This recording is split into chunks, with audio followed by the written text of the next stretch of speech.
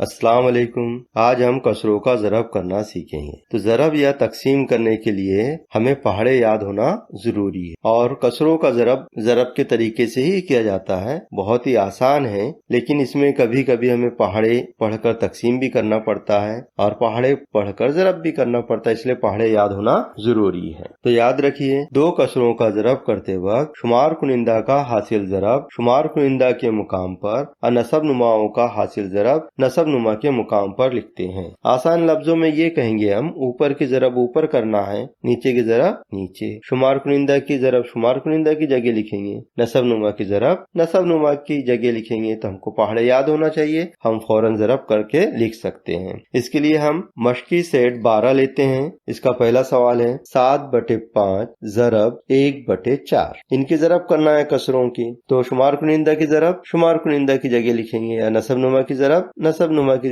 जगह लिखेंगे। तो सबसे पहले हम इसे एक साथ लिखते हैं। शुमार कुनिंदा में 7 ज़रब 1/5 ज़रब 4। अब इनकी ज़रब कर लेते हैं। 7 ज़रब 1 यानी 7 का पहाड़ा हमको 1 तक पढ़ना है, 7 1 7। 5 ज़रब 4 यानी 5 का पहाड़ा हमको 4 तक पढ़ना है, 5 चौक 20। इस तरह 7/20 ये हमारा जवाब आ गया। एक और मिसाल लेते हैं, दूसरा सवाल 6/7 को ज़रब करेंगे 2/5 से। अब शुमार कुनिंदा में क्या है, दोनों कसरों के 6 और 2 है, दरमियान में अलामत कौन सी है, ज़रब की है, तो इसको एक साथ लिखेंगे हम 6 ज़रब 2। बटे का निशान लगाएंगे। नीचे हम दोनों को ज़रब की शक्ल में लिखेंगे, नसब नुमा वाले अददों को 7 ज़रब 5 7 ज़रब 5। अब लिखने के बाद हम इसकी ज़रब कर लेंगे, 6 दूनी 12।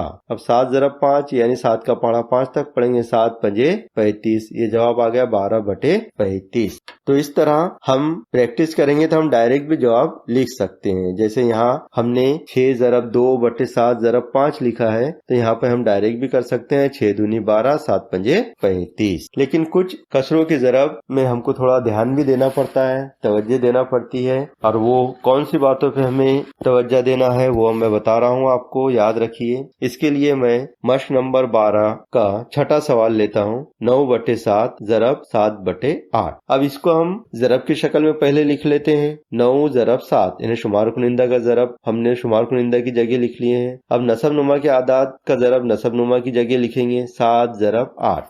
इसमें आप गौर करेंगे तो आपको पता चलेगा कि एक अदद ऐसा है जो शुमार कुनिंदा में भी है और नसब नुमा में भी है। कौन सा है, 7। तो 7 और 7 कट जाएंगे। क्यों कटेंगे, क्योंकि 7 1 7, 7 से 7 तकसीम होते हैं। यहाँ हमने तकसीम किया, 7 से 7 कट गए, क्या बाकी बचा, शुमार कुनिंदा में 9 और नसब नुमा में 8, तो 9/8 इसका जवाब हुआ। अब इसी तरह की एक और मिसाल लीजिए, 5/6 ज़रब 6/5। इसको हम ज़रब की शक्ल में लिख लेते हैं। पहले शुमार कुनिंदा की ज़रब दूसरे कसर के शुमार कुनिंदा से, 5 ज़रब 6/6 ज़रब 5। अब यहाँ पर आप देखेंगे कि ऊपर और नीचे वाले अदद बिल्कुल एक जैसे हैं। 6 नीचे भी है, शुमार कुनिंदा में भी है, 5 भी शुमार कुनिंदा में है, तो नसब नुमा में भी 5 है। यानी 5 ज़रब 6 ऊपर है तो 5 ज़रब 6 नीचे भी है। अब जाहिर है उनकी ज़रब करेंगे तो एक जैसे ही जवाब आएगा। जैसे 5 छके 30 और 5 छके 30, 30 1 30, एक जवाब आएगा, कट जाएगा। तो हम यहाँ भी काट सकते हैं इसको, इस तरह 5 1